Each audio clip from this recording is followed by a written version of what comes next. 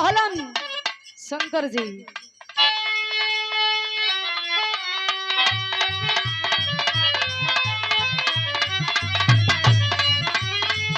कहे कि गौरा गो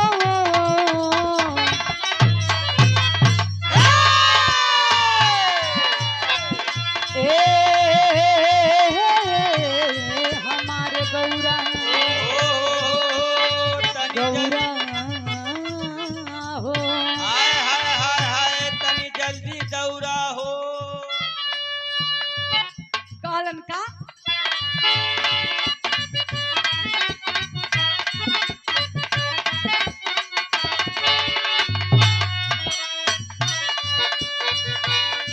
काहे बाडू खिसियाई आवधेलू झुलाई काहे बारो रे चलाए आवा झोलो चलाए काहे बारो रे चलाए आवा झोलो चलाए।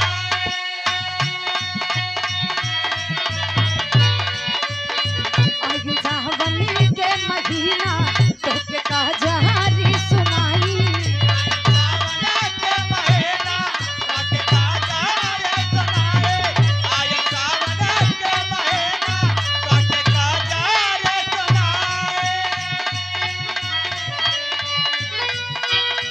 डीमा डीमा मारू बजावल करी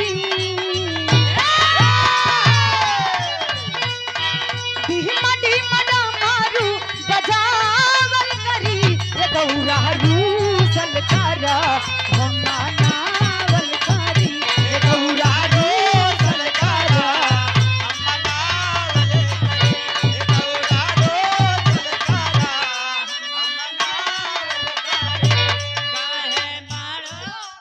ना और शाहगंज की ऐतिहासिक धरती से जो कि दिल्ली में है धर्म के बड़े भाई हैं संदीप यादव भैया के तरफ से शानदार 501 रुपया के आशीर्वाद फोन पे भइल बा। भैया के बहुत बहुत धन्यवाद बा।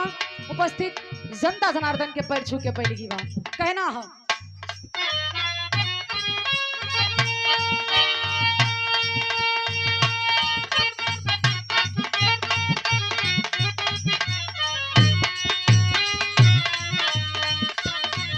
दोनों दुल्हन ससुरे से लौट के नैहर आइल बा सखी पुछलिन का हो बड़ा सावन के सोमवारी भूखलू बियाह भइलू कैसन हुवन दुल्हनिया कहे